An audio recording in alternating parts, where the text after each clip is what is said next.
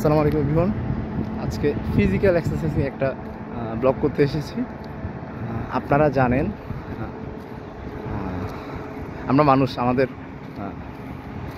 শারীরিকভাবে সুস্থ থাকতে হলে প্রতিদিন অন্তত পক্ষে 30 মিনিট আমাদেরকে ফিজিক্যাল এক্সারসাইজের পিছনে ব্যয় করতে হবে। তো বেসিক্যালি যারা প্রতিদিন একটু হাঁটার চেষ্টা করেন তারা এমন একটা এরিয়া বেছে নেবেন যে এরিয়াতে আপনি নির্ঝঞ্ঝাটভাবে নিরুপদ্রবভাবে শান্ত একটা পরিবেশ আপনি এবং হেলদি একটা পরিবেশ আপনি যেন এক্সারসাইজটা করতে পারেন। তাহলে আপনার মাইন্ডটা যেমন রিফ্রেশ হবে তেমনি আপনি শারীরিকভাবেও সুস্থ থাকবেন।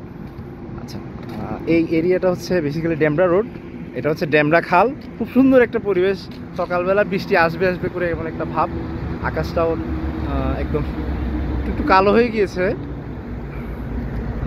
খুব সুন্দর লাগছে এই এরিয়াটা। বাতাসও বইছে, শান্ত একটা পরিবেশ।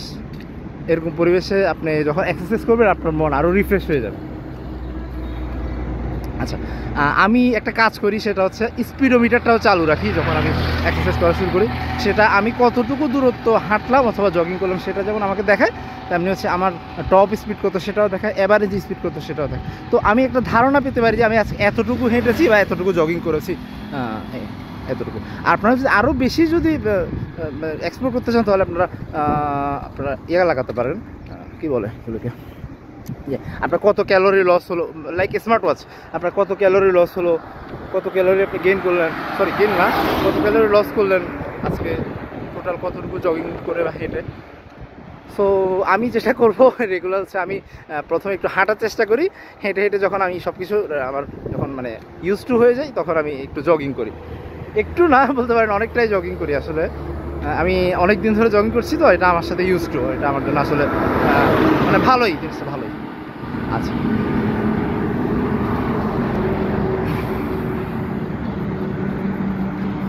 আপনারা একটু জগিং করার চেষ্টা করবেন এরকম হেলদি পরিবেশে, শান্ত পরিবেশে। ভালো থাকবেন, সুস্থ থাকবেন, মনটাও রিফ্রেশ থাকবে।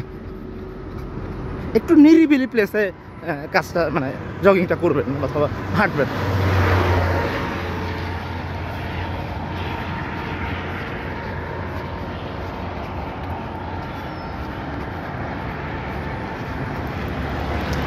আপনারা টানা হয়তো জগিং করতে পারবেন না।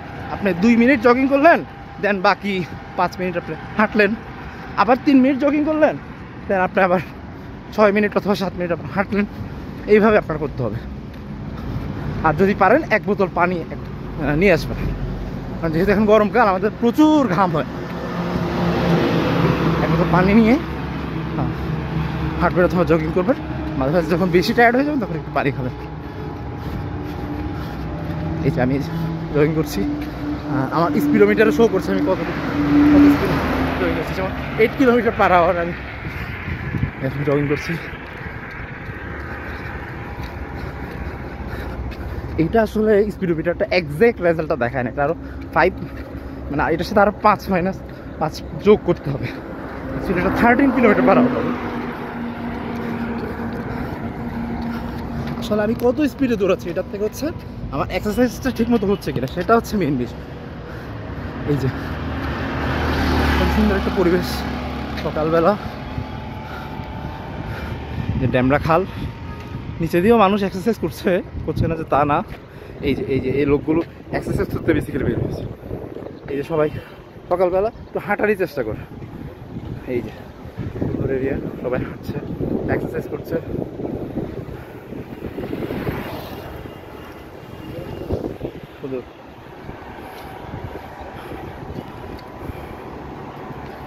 ওকে, আল্লাহ হাফেজ। Everybody try this. আশা করি এটা, আশা তো অবশ্যই করি, এবং আমি মনে করি আমাদের বডি হচ্ছে একটা মেশিনের মতো। মেশিনটাকে যদি আমরা অ্যাক্টিভ রাখতে চাই আমাদের রেগুলার আমাদের জগিং করতে হবে, এক্সারসাইজ করতে হবে, কাজকর্ম করতে হবে, বিশেষ করে কায়িক শ্রমটা করতে হবে। ওকে, থ্যাংক ইউ, আল্লাহ হাফেজ everyone. Please subscribe my channel more and more. Okay, thank you.